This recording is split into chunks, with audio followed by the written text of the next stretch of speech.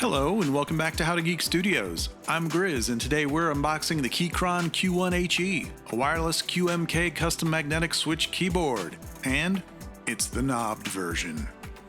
Alright, let's check it out.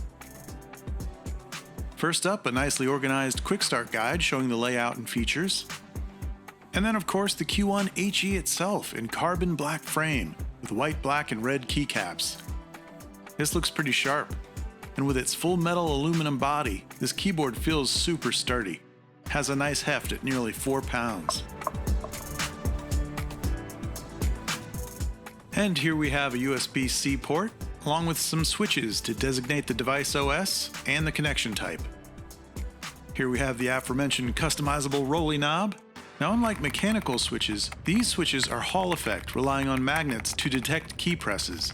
This offers faster feedback, dynamic rapid triggering, and adjustable actuation points.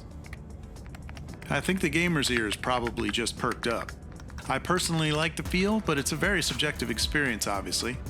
Alright, let's see what other goodies we have in the box. We've got a user guide, and some tips on swapping switches. All hot-swappable, by the way, with compatible Hall effect switches.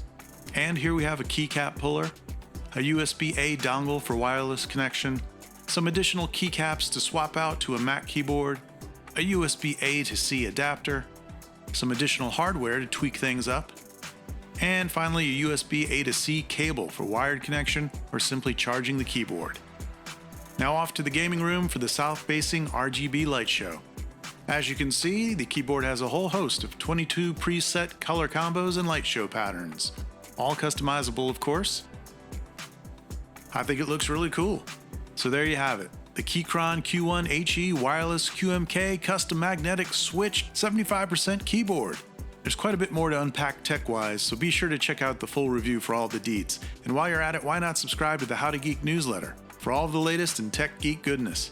Thanks for watching. For How to Geek, this is Grizz signing off.